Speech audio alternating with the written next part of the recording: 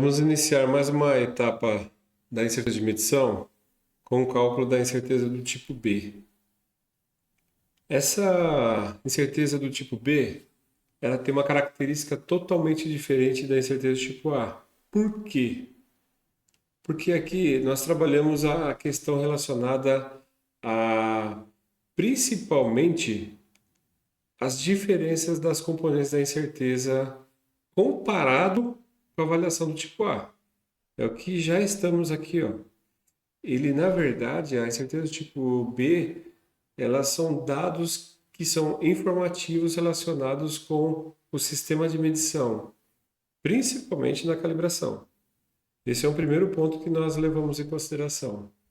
E para determinar a incerteza padrão do tipo B, nós levamos em consideração alguns fatores, né? Temos aqui vários exemplos. E dependendo do tipo de grandeza que nós estamos analisando ou colocando em prática a calibração, eu posso ter não só esses modelos, né? Esses 12 exemplos, mas posso ter muito mais. Vai depender muito da característica do sistema de medição que eu estou colocando para fazer a calibração. E principalmente, eu tenho que atender a uma normativa, ou uma norma, como vocês acharem melhor. O que é comum na maioria das calibrações é o item 1, 2 e 3, onde nós vamos explorar inicialmente esses três itens a partir de agora.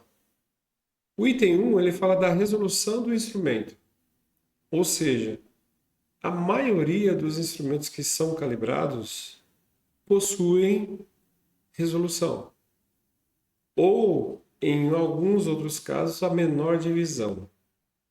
São colocados nesses dois formatos para poder exemplificar como que é tratado essa questão da resolução do instrumento. Depois, a questão relacionada à incerteza herdada de um padrão.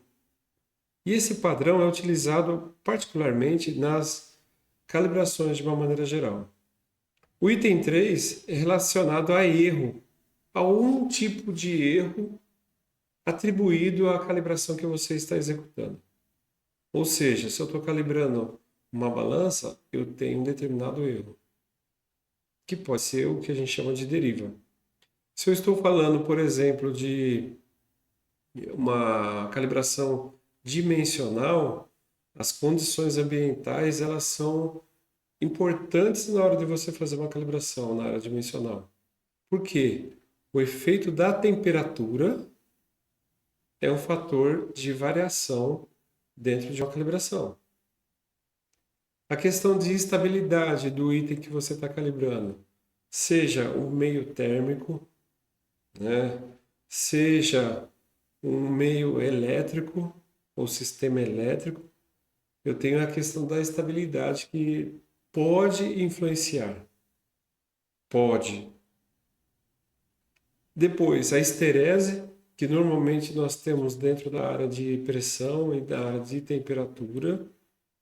Então, em alguns momentos, em algumas calibrações, a esterese também é levada em consideração.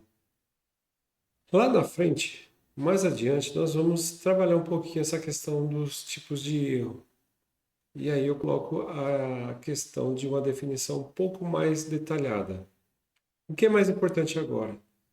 É irmos para o cálculo propriamente dito, para o passo a passo propriamente dito.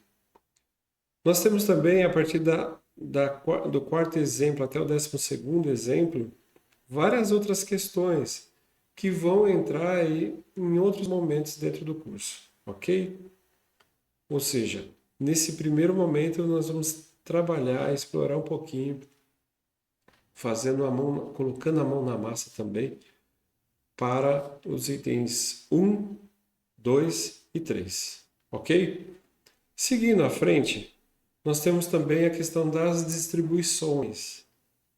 Então, particularmente, as incertezas do tipo A vai ser relacionada com a coleta de dados, e essa coleta de dados é uma distribuição normal. Nós já vimos lá na estatística descritiva e na incerteza do tipo A. A distribuição do tipo B, nós temos também a normal. Onde? Somente na incerteza herdada. Só na incerteza herdada. Depois, a distribuição retangular, a distribuição triangular e a distribuição arco-seno. Particularmente, essas três aqui têm as particularidades relacionadas com o tipo do sistema de medição, ok? Na sequência, nós temos a seguinte situação. Olha só, agora é detalhado um pouquinho melhor essa questão.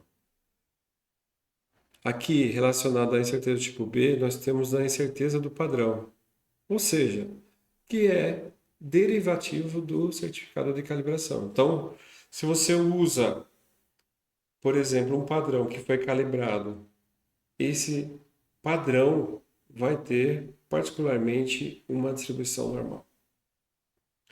Na sequência, distribuição retangular é toda a resolução e todo tipo de erro. Então, os tipos de erros que eu coloquei aqui como exemplo nesse balão, eles são atribuídos à incerteza do tipo B, que tem a característica de uma incerteza ou de uma distribuição retangular, ok? E por último aqui a resolução. Vamos falar principalmente da resolução, que eu tenho em dois casos, né? Tanto retangular como a triangular. Lá na frente, nas aulas, lá, depois que nós concluímos um passo a passo do início ao fim, nós vamos trabalhar um pouquinho a parte de distribuição, a parte de probabilidades, a parte de coeficiente de sensibilidade. E outra, nós vamos colocar alguns exemplos para facilitar esse entendimento, ok? Ou seja, nós vamos trabalhar agora, nesse primeiro passo, principalmente o certificado de calibração. A resolução nós vamos adotar nesse primeiro trabalho que a gente vai fazer, a resolução retangular. E um erro, eu não vou distinguir o tipo de erro nesse primeiro momento. Por quê? É importante que façamos um cálculo do início ao fim. Por quê? Vocês vão entender a lógica de um cálculo da incerteza de medição. Em seguida, nós vamos fazer o seguinte. Eu vou detalhar a parte relacionada com os tipos de distribuição e vamos falar um pouco a respeito de cada particularidade, ok? Seguindo mais adiante, nós temos agora os exemplos que vamos seguir a partir de agora. Então, por exemplo, vamos iniciar a incerteza do tipo A, que tem a característica normal, como eu havia falado na apresentação anterior. Ou seja, ele tem já essa particularidade. A do tipo B, da incerteza do padrão, por quê? A incerteza do padrão ela tem uma probabilidade de 95%, ou seja, o padrão foi calibrado adotando-se o sistema de medição de procedimento, de meio ambiente, de padrão, de instrumento e do técnico habilitado. Ou seja, o comportamento da curva é esse daqui que a gente está vendo aqui, a normal. Seguindo adiante, nós temos aqui a resolução. Olha só a fórmula aqui, ó. Esse ponto já é chave, ou seja, a resolução que vamos adotar a partir de agora e todo tipo de erro. Todo tipo de erro eu vou ter, por exemplo, aqui a deriva. Ele pode ter um valor positivo ou negativo e vou dividir por raiz de 3. As duas, ó, esses dois exemplos, particularmente eu divido por raiz de 3, ok? Então já temos o exemplo da fórmula que eu vou adotar. Não tem como fugir disso aqui. Depois, na distribuição para característica triangular, nós temos idêntico, a resolução dividida por 2, ou seja, metade da resolução dividido por raiz de 6. Ou seja, a fórmula ela não muda. As características que nós estamos vendo agora não vai mudar, correto? Seguindo mais adiante, nós temos a distribuição arco-seno, que eu divido o valor correspondente por raiz de 2. Ok? Aqui, na sequência, tem um exemplo. Esse exemplo eu coloquei apenas para incerteza de medição, onde eu tenho incerteza de medição e divido pelo fator K, como nós vimos anteriormente. E, colocando um exemplo numérico, ó, 3 milésimos, né, de milímetro e o K igual a 2. Ou seja, eu vou ter uma incerteza da incerteza do vou ter uma incerteza do tipo B da incerteza do padrão igual a 0,0015 ou 1,5 micrômetro, tá?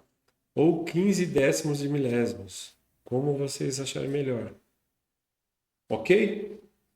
Aqui é o exemplo clássico, porque a partir de agora nós vamos fazer o seguinte: vamos colocar a mão na massa.